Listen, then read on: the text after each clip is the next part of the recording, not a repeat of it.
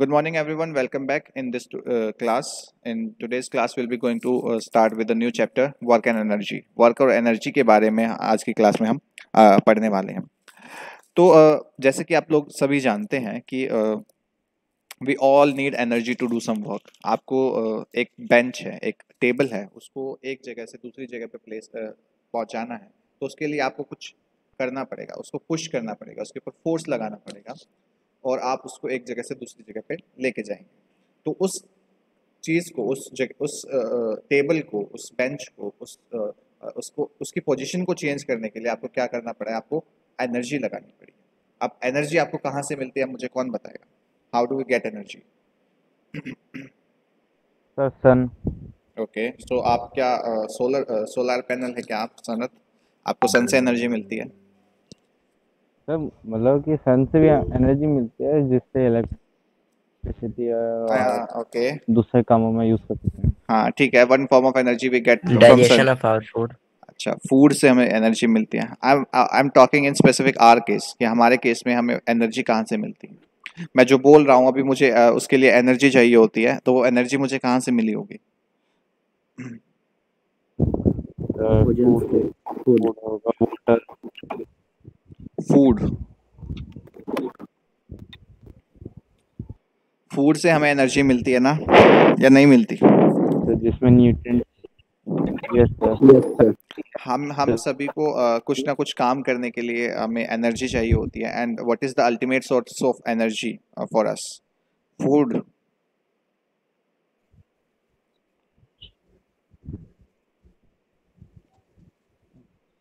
Yes sir. Food is the source of energy that we have. तो हमें अपने जो जितने भी जो काम है उनको कैरी आउट करने के लिए, जैसे कि हमें भागने के लिए, जंप करने के लिए, स्विम करने के लिए, रीडिंग के लिए, राइटिंग के लिए, स्पीकिंग के लिए, खेलने के लिए, पढ़ने के लिए, ये सभी के लिए हमें क्या चाहिए होता है? हमें एनर्जी चाहिए होती है। और इन सभी काम के लिए जो एनर्जी चाहिए होती है वो हमें कहाँ से मिलती है? We get that energy from our food. Animals जो होते हैं वो भी डिफरेंट टाइप ऑफ एक्टिविटीज़ में एंगेज्ड रहते हैं। जैसे कि एक एक मान लेते हैं, एक जो डॉग है उसको देख लेते हैं, वो इधर उधर घूमता रहता है।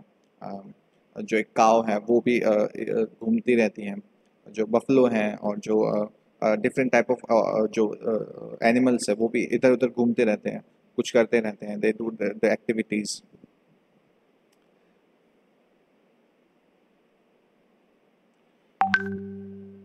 And to do those activities we all need food. उन फूड, हम उन फूड को क्यों चाहिए होता है? हमें फूड इसलिए चाहिए होता है क्योंकि फूड से हमें एनर्जी मिलती है और एनर्जी से फिर हम किसी भी टास्क को कर सकते हैं। अब हमें वेट उठाना है, मान लीजिए आपको वेट लिफ्ट करना है। मम्मी ने बोला आपको इस बॉक्स, दिवाली आ रही है, दिवाली पे क्या होता है? सफाई होती है। तब अब सफाई होगी तो मम्मी आपकी बोलेंगी कि चलिए थोड़ा सा सफाई में हेल्प कीजिए, इस बॉक्स को उठा के उस तरफ रख दीजिए। आपने उठाया, वो काफ़ी भारी बॉक्स था, तो आपको ज़्यादा एनर्जी लगानी पड़ेगी उस बॉक्स को लिफ्ट करके दूसरी जगह तक पहुँचाने में। तो एनर्जी, बेसिकली एनर्जी चाहिए होती है हमें किसी भी ऑब्जेक्ट को उस एक जगह से दूसरी जगह पे तक प्लेस करने में। अब हम मशीन्स की बात करते हैं। अब मशीन्स को भी एनर्जी चाहिए होती है, तो उनका सोर्स ऑफ एनर्जी क्या होता है? जैसे कि गाड़ी है, एक व्हीकल है, एक व्हीकल को एक जगह से दूसरी जगह पे जाना है, तो उसको एनर्जी कहाँ से मिलती है?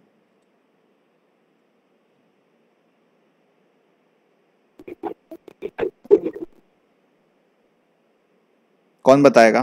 क्या बोले सर? एक व्हीकल को मूवमेंट के लिए, एक व्हीकल की मूवमेंट के लिए उसको एनर्जी कहाँ से मिलती पेट्रोल वगैरह। है? Very good. पेट्रोल, डीजल, जो उनका फ्यूल होता है वही पेट्रोल। उनका जो पेट्रोल पेट्रोल पेट्रोल की very good, very good. So there are different type of very good. So different type of जो व्हीकल्स हैं उनको ऑपरेट करने के लिए डिफरेंट टाइप ऑफ सोर्सेज चाहिए होते हैं, डिफरेंट टाइप ऑफ फ्यूल्स चाहिए होते हैं, तो उनका फ्यूल ही उनका फूड होता है। तो उनका जो हमारी मशीन्स होती हैं उनका फ्यूल जो होता है वही उनका फूड होता है। उस फ्यूल को बर्न करने पे उनको एनर्जी मिलती है।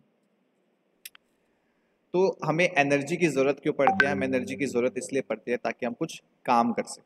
अब एक बात करते हैं कि एग्ज़ाम आ रहे हैं, अभी एग्ज़ाम आने वाले हैं, आपके हाफ ईयरली भी आने वाले हैं कुछ दिनों में।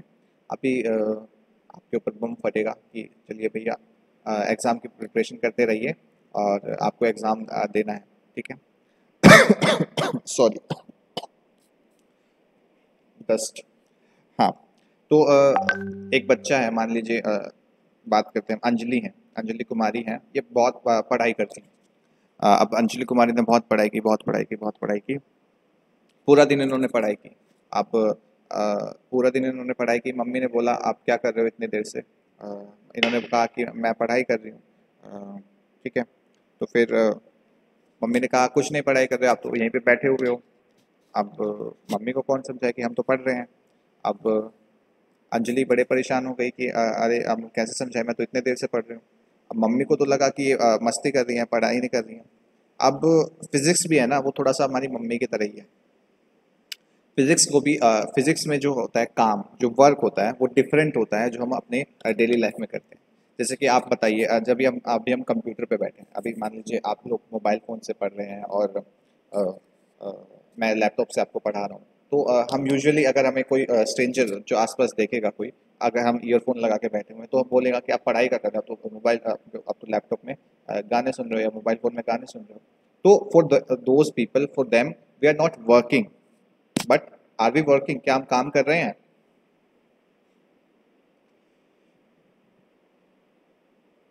Yes sir. Okay, but in terms of physics we are not working.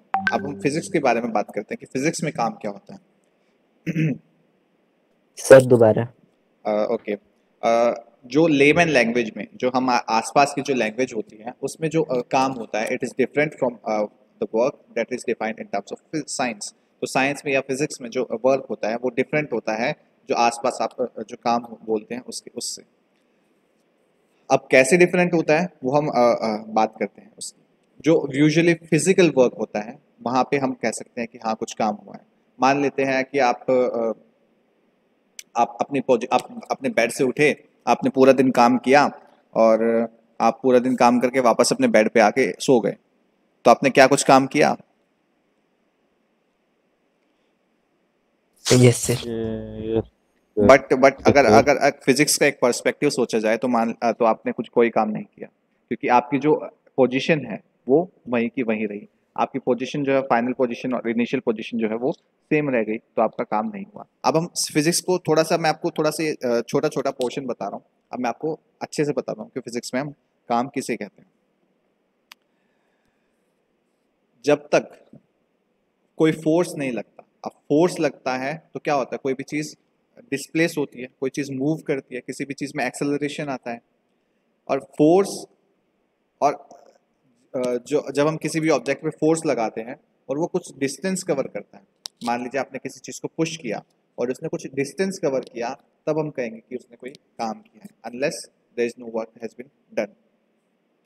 आप मान लेते हैं आप दीवार को पुश करने चले गए, आपने दीवार को पुश किया, बहुत ज़्यादा पुश करने की कोशिश की, आप थक गए उसको पुश करते करते, क्या वो दीवार मूव हुई? नो, दीवार मूव नहीं होगी। तो जब तक दीवार मूव नहीं नो होगी सर। तब तक हम ये नहीं कह पाएंगे कि जो है हमने कोई काम किया है या नहीं किया। आप मान लेते हैं कोई अ,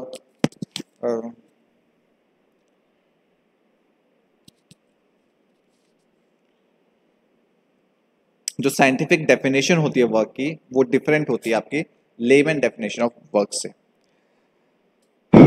हम अपनी जो कॉमन लैंग्वेज है, जो हमारी कॉमन लाइफ है, जो हमारी डेली लाइफ है, उसमें हम क्या करते हैं, उसमें जो हमारा फिजिकल और जो मेंटल लेबर है उसके अंदर बहुत ज़्यादा डिफरेंस होता है।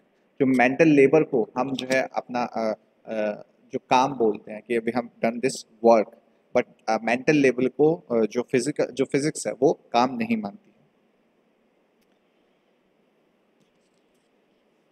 वर्क जो है बेसिकली जो फिजिकल में भी थोड़ा सा वो है, वेरिएबल्स हैं। क्या वेरिएबल्स हैं कि एक्टिविटीज़ जैसे कि खेलना, दोस्तों से बात करना, गाने गाना, या कि मूवी देखना, किसी फंक्शन में जाना, ये सब क्या है, ये सब वर्क में नहीं आते, ये सब काम में नहीं आते।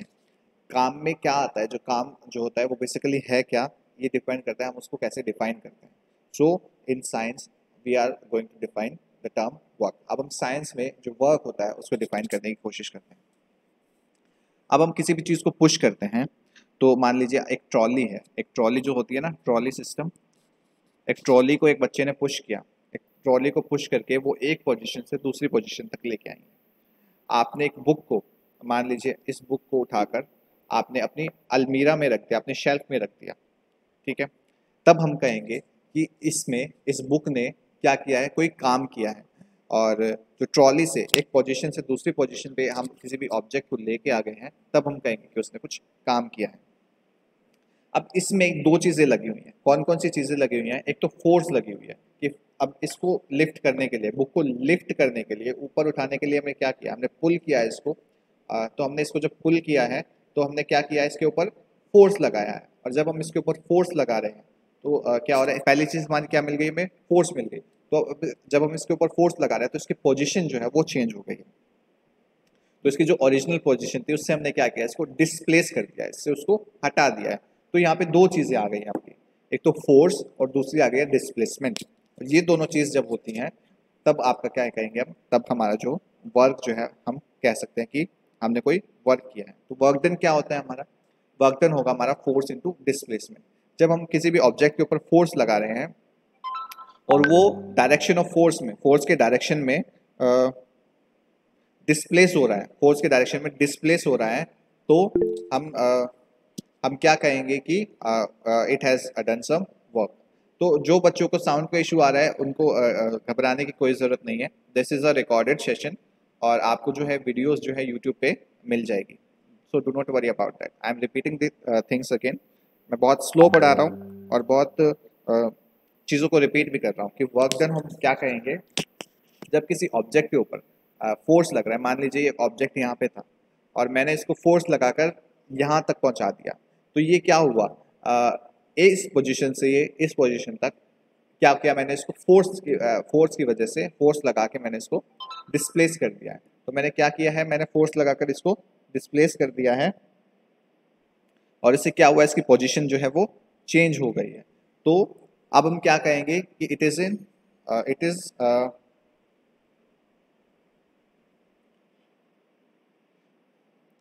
सो what we can say now कि हमने क्या किया है, हमने काम किया। अब काम करने के लिए दो चीज़ें चाहिए होती है। कौन कौन सी चीज़ें, एक फोर्स और दूसरी डिस्प्लेसमेंट। एक ऑब्जेक्ट के ऊपर अगर हम फोर्स लगा रहे हैं तो उससे क्या होगा, वो डिस्प्लेस हो जाएगा, वो एक अपनी पोजीशन से डिस्प्लेस हो जाएगा in the direction of force. Force की डायरेक्शन में उसको डिस्प्लेस कर देंगे हम इसको। तो हम इससे डिफाइन कर सकते हैं वर्क डन। तो वर्क डन क्या होगा हमारा, work done is equal to force into displacement. Force into displacement will give us work done. जिन भी बच्चों को नेटवर्क इशू आ रहा है वो घबराए नहीं, ये रिकॉर्डेड सेशन है। इसको मैं यूट्यूब पर अपलोड कर दूंगा आज ही और आप उसको वहाँ से फिर देख सकते हैं। तो अब मुझे कौन बच्चा बताएगा कि what is work done.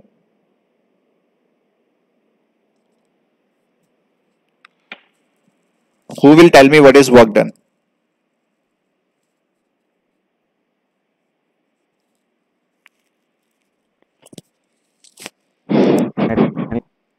Yes, Sanath, please tell me what is work done. अगर आप चाहो Yes, sir. What? Work done. Yes.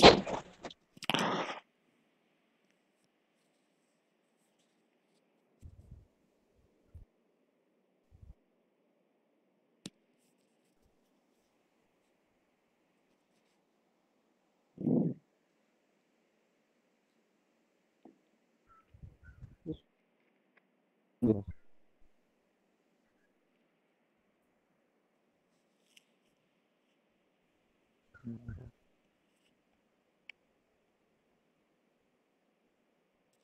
Network stable हुआ सभी का?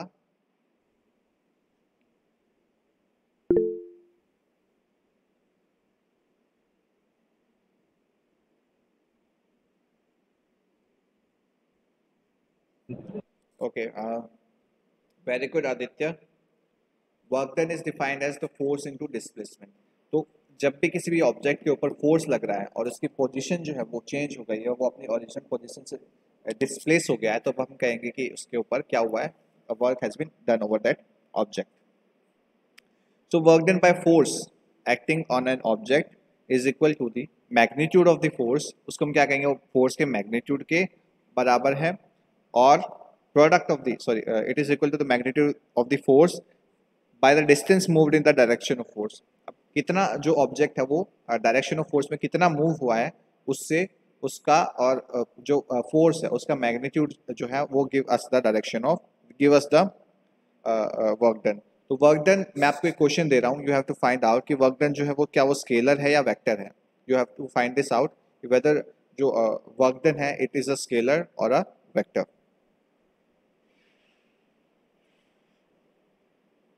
And I am giving you another question, you have to find out what is the one. चलिए उससे पहले मैं आपको बता देता हूँ कि वर्क डन जो है उसकी एसआई यूनिट होती है जूल. एनर्जी के बराबर ही उसकी एसआई यूनिट होती है. इसको भी हम जूल में ही मेजर करते हैं, राइट.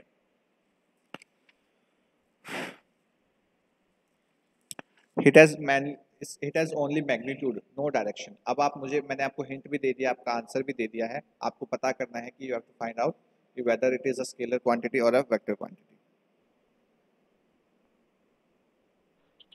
A scalar.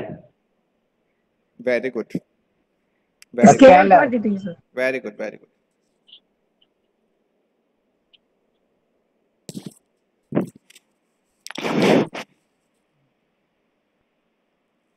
चलिए अब मुझे बताइए, मैं आपको दो क्वेश्चन पूछ रहा हूँ कि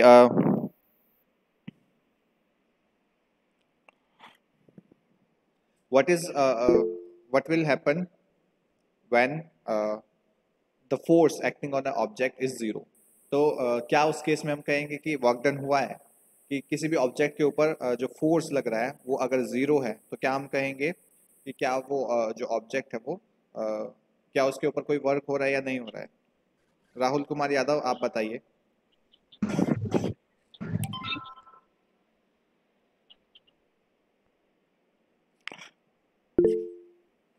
No, there will, very good Aditya, there will not be any work done involved in this. उन दोनों का, अगर दोनों में से डिस्प्लेसमेंट में से और फोर्स में से कोई भी एक भी चीज जीरो हो गई है तो it will not give you any kind of work. तो वो आपको वर्क जो है वो नहीं देगा.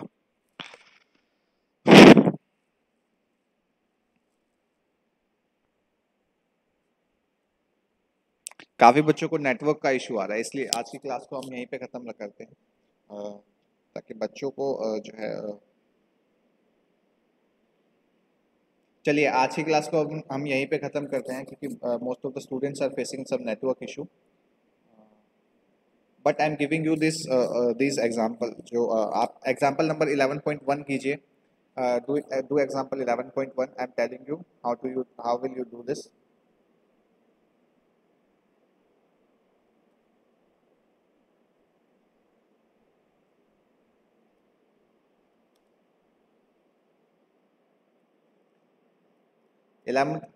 एग्जाम्पल जो है उसको आप अटेम्प्ट करने की कोशिश कीजिए.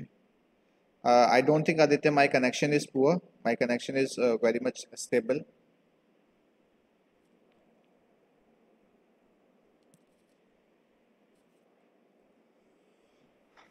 A force of 5 Newton is acting on an object. एक 5 Newton का जो force है, it is acting on an object. The object is displaced through a distance of 2 meter. और वो 2 मीटर जो है वो उसको डिस्प्लेस कर दिया गया है. And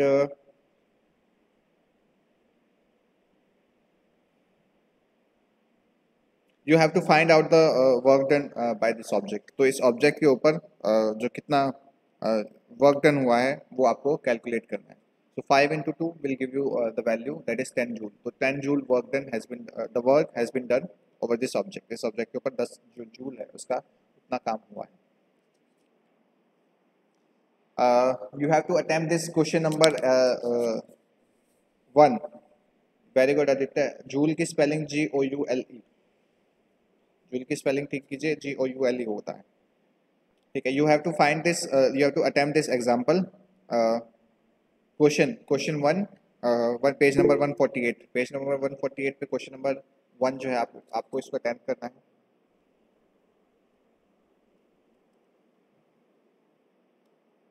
page number 148 question number 1. ठीक है, इसको अटेम्प्ट कीजिए. And will continue over this chapter in our next class. Next class में हम इस चैप्टर को कंटिन्यू करेंगे.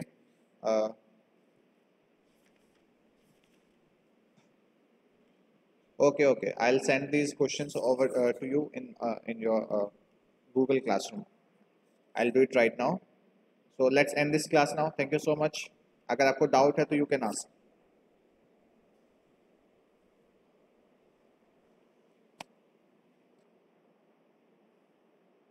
If you have doubt regarding this, you can ask. I'm ending the session, but I'm accepting the doubts.